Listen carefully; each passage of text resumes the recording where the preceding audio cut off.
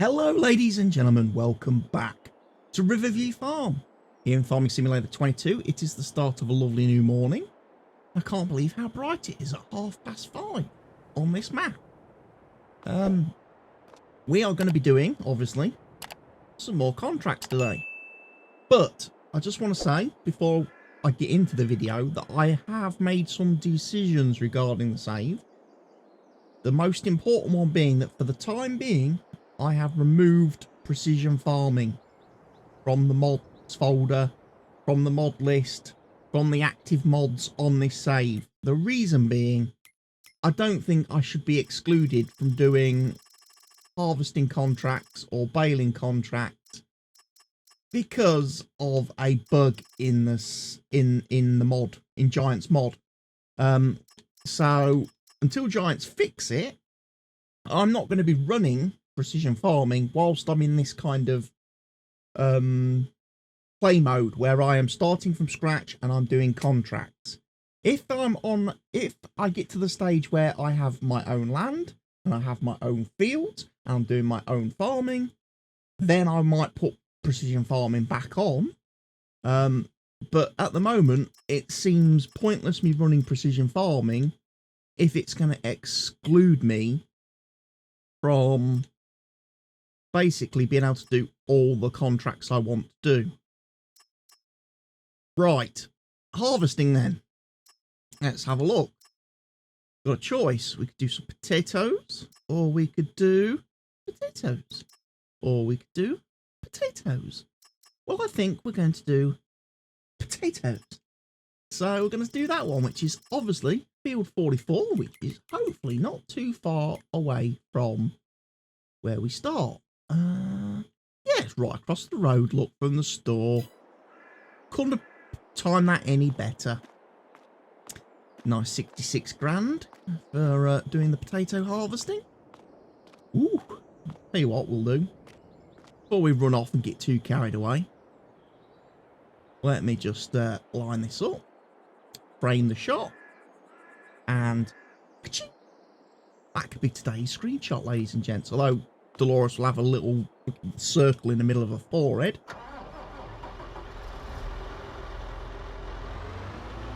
We're going to be able to get to do some potatoes.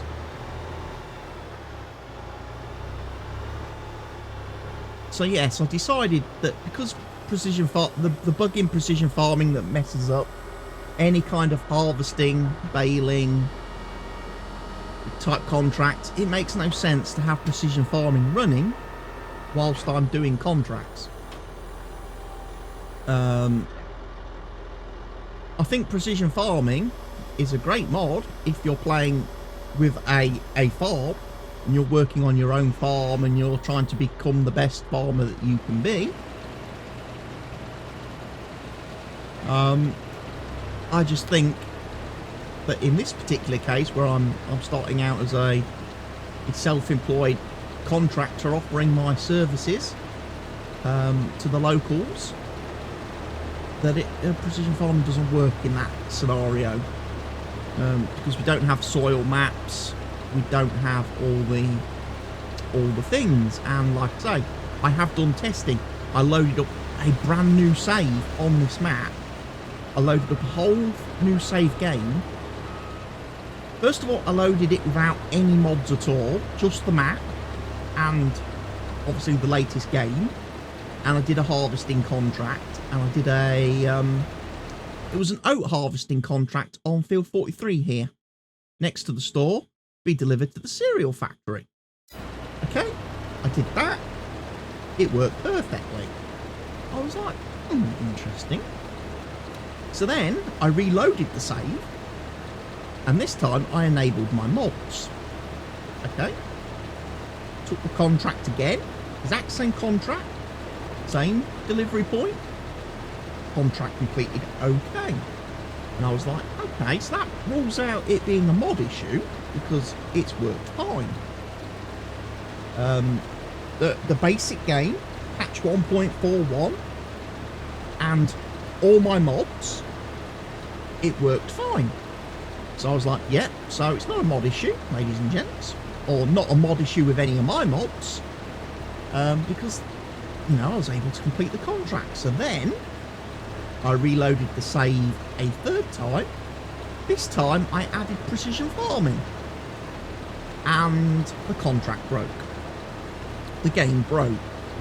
As soon as I delivered, again, as soon as I reached the harvest income, as soon as I started getting paid for the extra crop that was harvested off the field,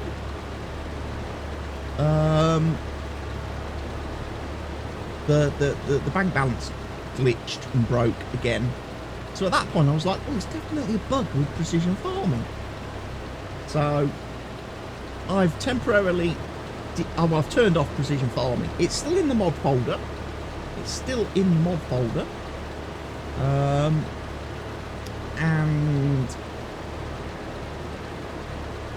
But it's turned off. It's not active. So I should be able to complete this contract okay. A couple of other mod things as well. Course Pros had 2 updates in the last couple of days. And I experienced a problem on my last Calmsden episode where I couldn't actually create a course with course play installed. I couldn't create a course. It was giving me an error every time I was trying to generate a course. Not sure quite why. I sent the bug report to Courseplay devs via their GitHub. Tensuko, who's like one of the main devs, he pretty much jumped in straight away and closed it and said, oh, this is the same issue that's already been reported, kind of thing. However, when I read the post that he linked to, it was describing a slightly different issue. And I was like, this doesn't really sound like the same issue that I'm having, or I'm reporting. But anyway, there was an update that came out. And then I noticed yesterday there was another update released. I haven't actually had a chance to download either yet and test whether it fixes the problem. In actual fact, on this save, I'm using an even older version of Courseplay. I'm not using the same version of Courseplay that I'm using on Calmsden. In this save folder, I'm a couple of versions behind. But as I'm not really doing a lot of Courseplay, haven't used Courseplay yet in the series. It doesn't really make a lot of difference at the moment whether I update that mod or not. Should I ever get round to using Courseplay, I will obviously need to update. But I need to check whether the versions that have come out over the weekend and late last week have fixed the problem where you couldn't generate a course.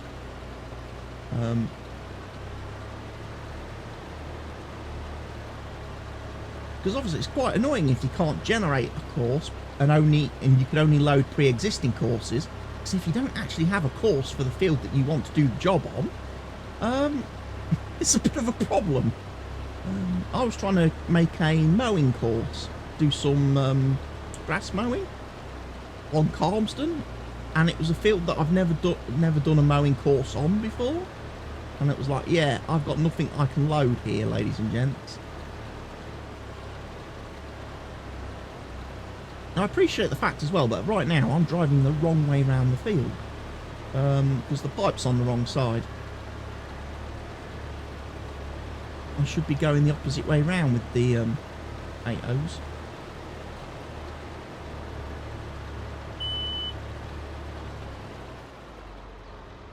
Okay, he's reached 85%.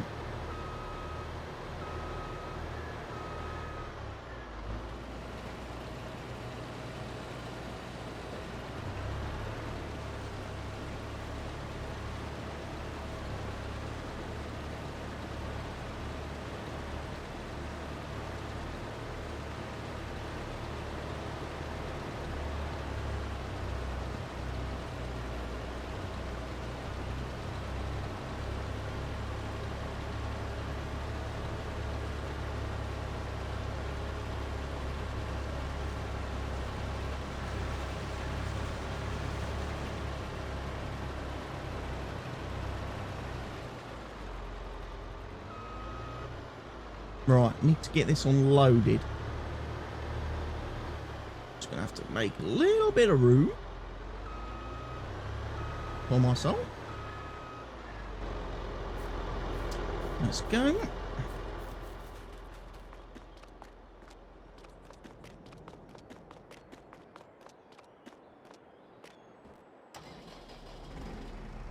Be nice if these buildings here behind me, these sheds, actually had opening and closing doors, so I could actually maybe use those as a storage place for equipment, machinery and equipment in the future, until I get my own plot of land.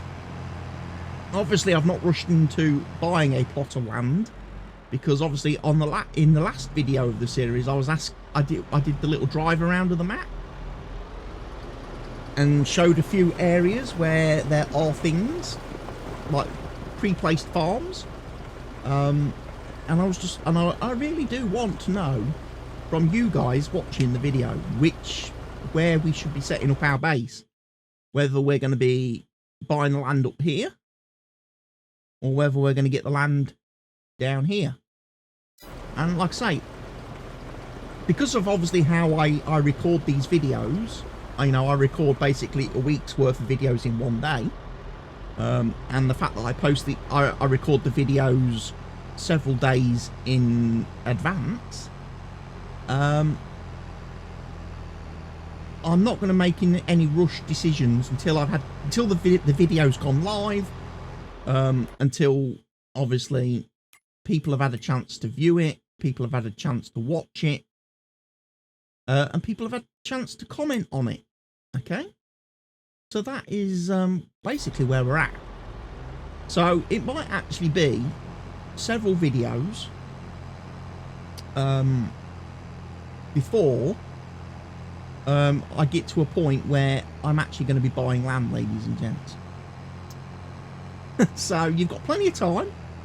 Comment on the previous video, because like I say, I won't be making any rush decisions until the video's been live, and I'll probably let that video go live for about a week, 10 days, give people plenty of time to comment on it as to which area we should buy or which area I should buy, and then take it from there.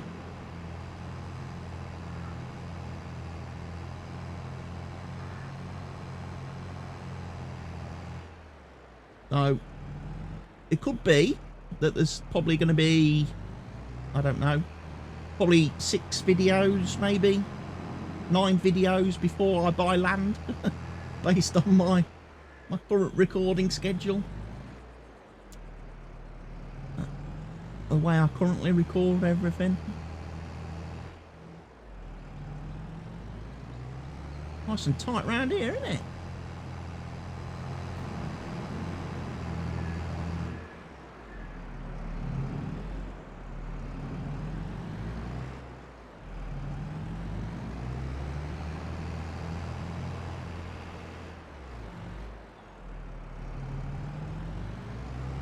Now, is this where I want to be selling my potatoes?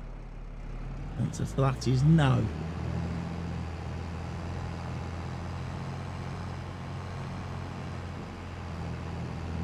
This is where I want to be selling my potatoes.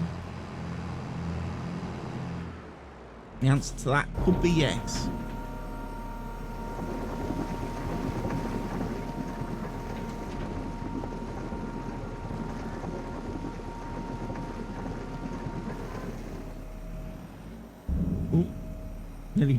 Nearly took the door frame out.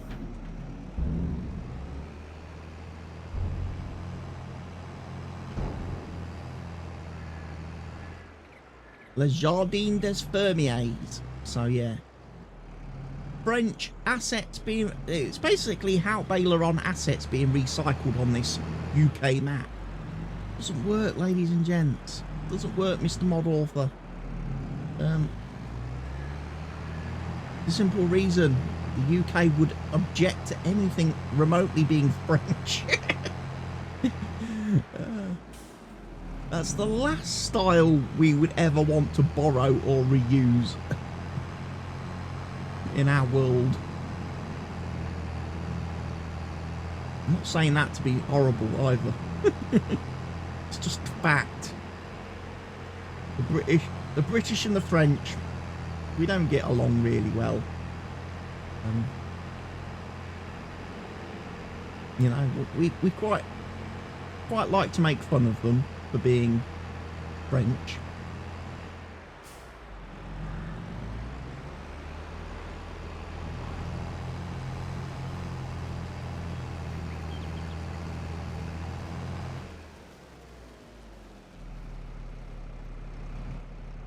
All right, he can sit over there. All right, we need to. This field's going to take some harvesting. Probably not going to get the harvesting done in this one video, ladies and gents.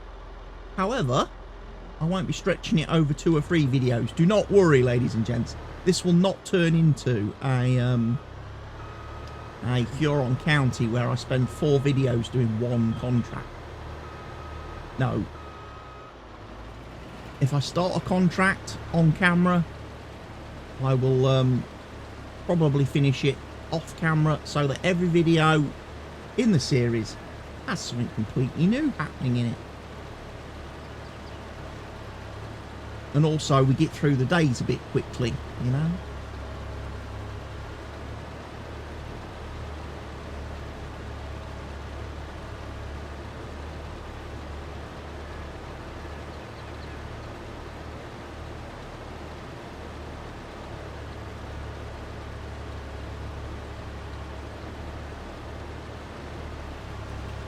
Yeah, I'm enjoying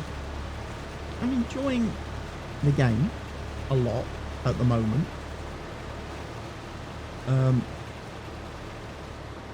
Obviously it's taking up a lot of time to do the series and the series is with Calmston and everything. I haven't played as much multiplayer recently, although when I have played multiplayer I've done some quite long sessions on multiplayer, like the other, like Friday evening. I played for quite a few hours and got a lot done on the farm on my own. Got sugar beet harvesting, I got cultivating, I got fertilising, rolling, seeding. I got quite a bit done. I've got animals taken care of, I've got stuff moved about, transported, got new production set up for the potatoes. I've got the French fries factory, which then means I had to buy the potato washing facility to wash the potatoes and sort the potatoes before they go to the French fries factory, where they get turned into French fries. And I think is it potato waffles? I think it's waffles and French fries we make on the L3 Edit app. But yeah, that was running. Didn't play a lot over the weekend because obviously it was Formula 1 weekend we've just had. We had the first ever Miami Grand Prix this weekend, and obviously being in the UK here, it meant all the sessions took place in the early evening, late evening. So there was no way I could play in the evening because I would have just, you know, I was watching the Formula 1. So what I decided to do this weekend with my gaming was not do any streaming or any multiplayer or anything, and it was just playing games that I just fancied playing. I played a bit of Lego Star Wars, the new Lego Star Wars Complete Saga game thing that came out recently. Playing a bit of that. Not doing a very good job at it, despite the fact that obviously it's a game intended to be played by children and is aimed at a skill level of a child. I wasn't doing very well. I'm not getting very good scores. I'm not collecting all the stuff. I'm not finding all the mini kits and bricks and stuff that I'm supposed to be finding. But I am getting through the levels. I'm about 73%, 74% of the way through the first episode. And I'm playing all the episodes in order. So I started at Phantom Menace and I'm working my way through. Obviously, that's how I'm playing that. I did try to play a little bit more Dinosaur Fossil Hunter. However, they've done some obviously they've released some patches for that game based on obviously day one release stuff and issues that have been found once it got into the world and players started to actually play it themselves. Again, you can't beat play testing a game, having actual players playing a game to find your bugs and your glitches and your stuff that needs to be fixed, because again, there's no developer can ever possibly consider what a player may or may not do. Okay, they're just not, you know, we do things perhaps that you weren't intending people to do. You know, you've designed the game and you know how the game works, and you think, oh well, you know, if you play the game, you're going to go, you know exactly that do something in the game, you need to do A, B, C, D, E, F. And that's how the game, you know, that's how you do a certain task in the game. But when it gets to the actual player, who doesn't know how the game is supposed to be played, or how the game was designed, the player might decide to go down the road of A, D, E, C, B. And if that then breaks stuff, well, either you need to do a better education of the player via in-game tutorials, messages, stuff like that, which explains to them the correct order and sequence of things, so the player doesn't break things in the game.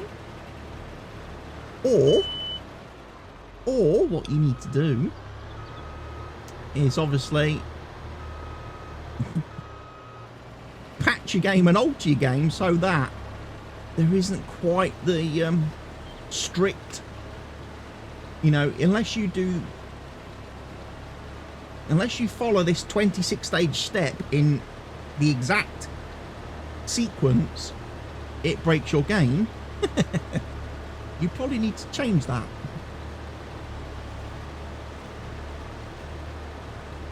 That's just what I'm saying. And again, Farm Sim is exactly a lot like that as well, you know. You know, and it's not just, like I say, it's like these smaller dev teams, these games done by small dev teams. And people might sit there and laugh at me saying, what, Farm Sim? Farm Sim is actually made by a very small dev team. Okay? People may not know this, but Giants have less than 100 employees working for them. Okay? Less than 100 employees. And these are employees that are spread across the whole business. So there's marketers. Okay? There's PR. There's publishing. You know, you've got obviously your managers, you've got your engineers, you've got your QA guys, and that. They're not a massive studio, ladies and gents, that some people seem to believe. So when, you know, I can understand now how so many bugs and glitches get into this game. Just do not have the manpower. Okay? They do not have the manpower. And like I say, ultimately, at the end of the day, we the players are the testers. We are the testing team for Giant.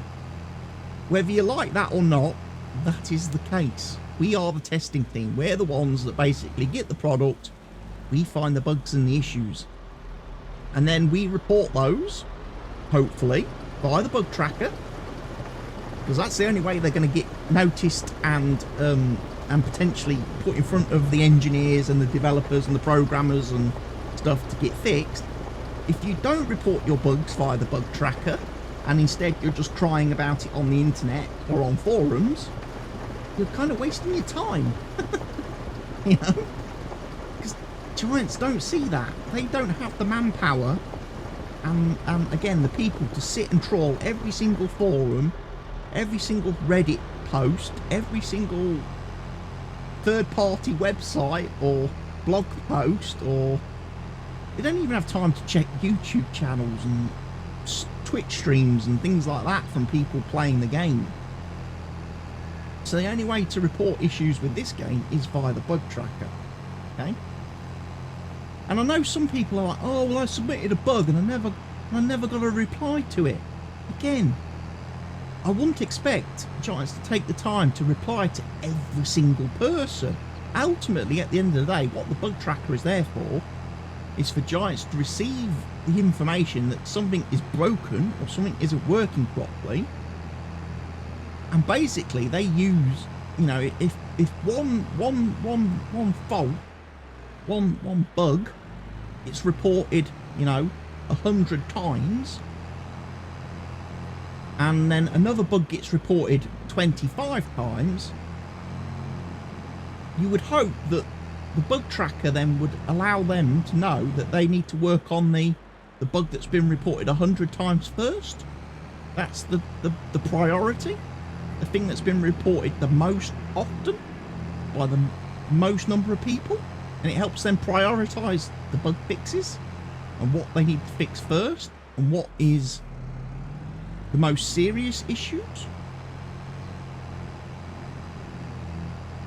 It's like I submitted a bug back in January for the UI, the user interface, playing on PC, and the whole not being able to close the main menu with the not being able to exit out of the main menu with the controller. You know, you can't get out of the menu. No, you're stuck. You have to press escape, which, if you're just playing the game via keyboard controller exclusively, is very annoying. But that is such a minor, trivial little thing, apparently, that, you know, I don't expect Giants to have done anything about that, really. That's probably not... I don't know if they've even read or acknowledged that bug report yet. I don't know if they've even got round to that bug report, even though I submitted it in January. And I've updated it every time there's been a patch. When patch 1.3 came out, I went back in, edited the post and said, hey, latest patch has dropped. This issue is still here. Any chance of a fix anytime soon? To which, you know, still got no response. Obviously patch 1.4 came out the other week. And again, I've gone in, edited the report and said, hello, we've had a second update now for the game. This is still here. When are you going to fix? When are you going to provide us a solution? And, you know, I still haven't had a response, but I guess that is such a small thing. You know, most people probably, Giants probably expect most people on PC to be playing with a keyboard and mouse very close to them, very handy. So it's not too much of an issue that you can't do something on the controller, because, you know, they're like, well, you've got a keyboard right in front of you, just press the button on the keyboard.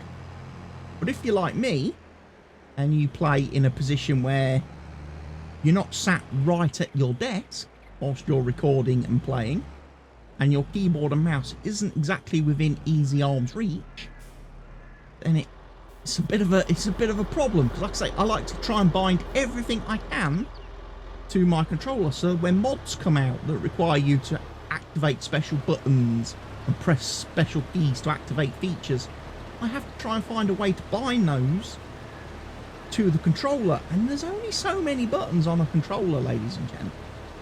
There's only so many.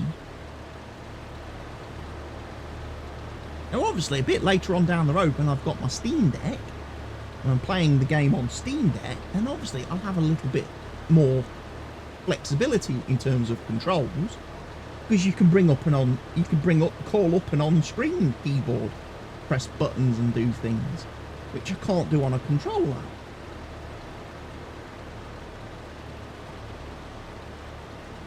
You know, you've got thumb pads for mouse and track pads and things. You've got extra buttons on the Steam Deck.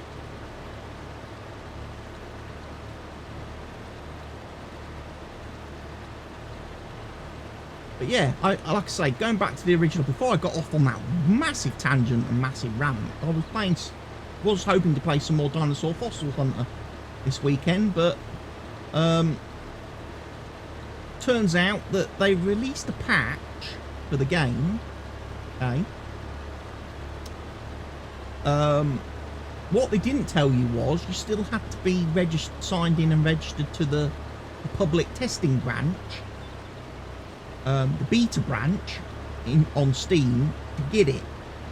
I'd gone back, I looked, saw patch released, patch notes. It mentioned nothing about you having to be in the beta mode or signed into the beta to get the patch. I thought it was the patch had been released for the, the main version of the game, the proper version of the game. So I switched back to the, like the main build, the main version, not the beta version. Went into game. The dinosaurs that I'd already found, built and assembled and put on display in my museum vanished, disappeared. Couldn't access them. And I was having some other weird control issues, which, again, from the patch notes, have said they'd been fixed.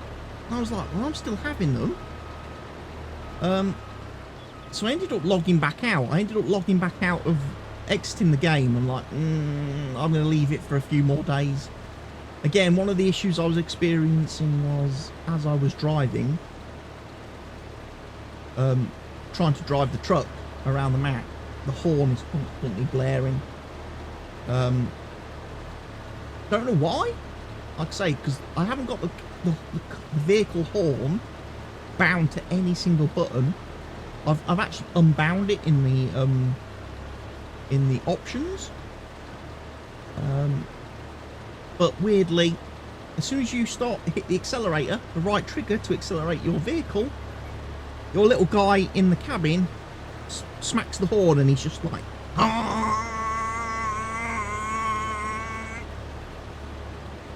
and he's doing that the whole time you're driving. So if you're driving around to your dig site, or you're driving back to your camp to deliver fossils and pick up extra crates and supplies, you just have this honking horn the whole time. And they've not fixed that. They've not fixed that issue. So I'm like, I'm going to wait. I'm going to leave it. I'm going to leave the game for a few days. As much as I really have enjoyed playing what I've played of it so far, I just need them to fix a few of the little bugs. They've got to fix a few little bugs for me. Make it a little bit more enjoyable. Like I say, there's nothing worse than when you're sat here playing with, decent headphones. I've got Bose headphones on, ladies and gents. Decent sound headphones. There's nothing worse than when you're playing a game and all you're getting in your ears is a constant car horn blaring. That is so loud compared to all the other in-game sounds. And even the in-game voice of the character, the narrator, it gives you a bit of a headache after a while. Playing Dinosaur Fossil Hunter actually gives you a headache.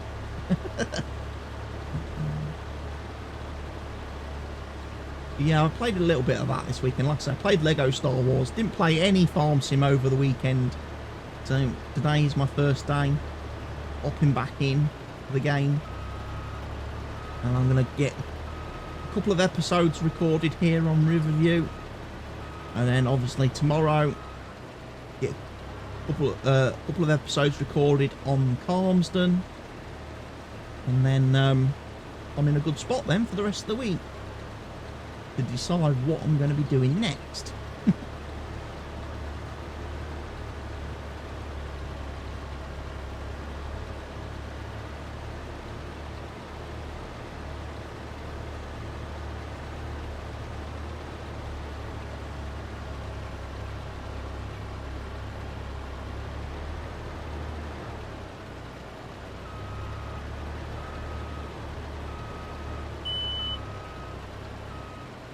At 85%.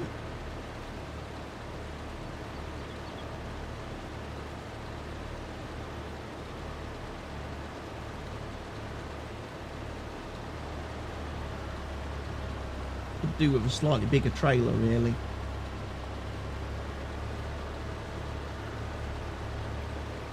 But don't have to keep going and delivering tons and tons and tons and tons of going in, delivering potatoes after every single empty.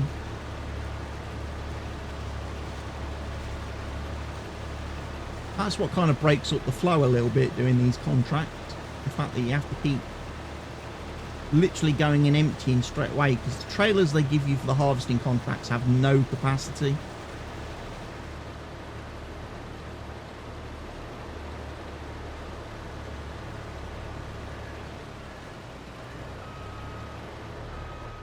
Right, we're back out of there. I'm at 100%.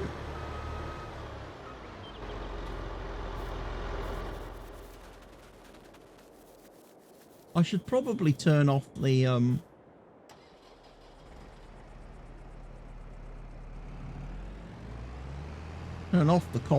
harvester whilst I'm delivering potatoes, so it's not burning fuel.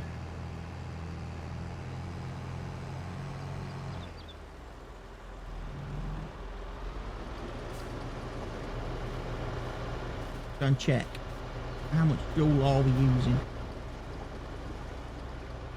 So we've used a chunk, look. We've used a good chunk so far. This and the sugar beet harvester are really good fuel burners, ladies and gents. These are really good fuel burners.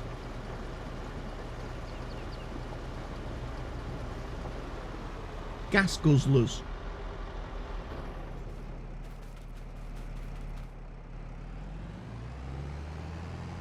Absolute gas guzzling monsters these are.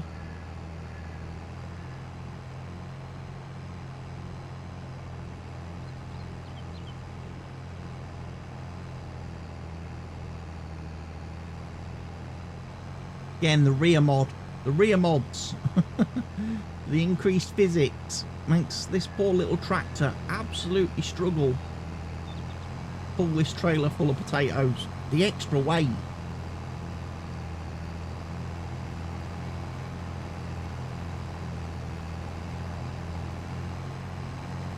We're at full load, ladies and gents.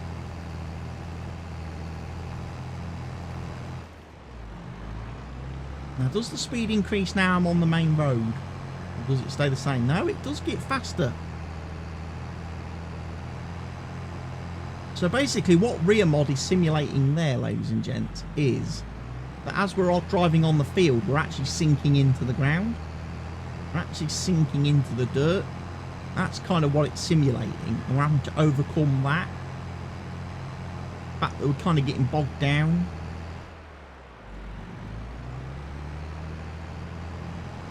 Once we get onto the actual tarmac, and we no longer sink, then we run quite happily, and are able to drive at, you know, our usual speed.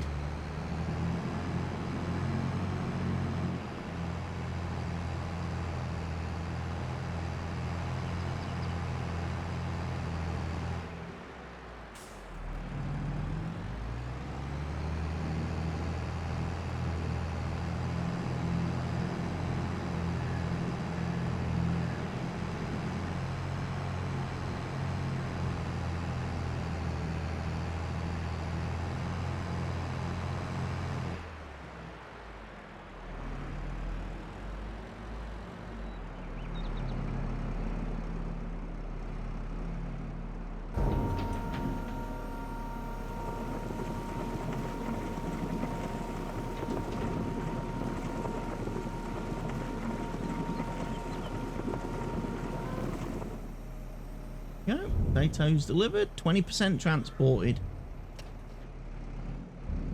thus far. Right then, ladies and gents, I'm going to continue on with the contract, get this lovely harvesting done. I will bring you guys back in the next episode where we will look and see what else there is for Delores to do, see what we're going to do next. Maybe some spraying might be a nice change of pace.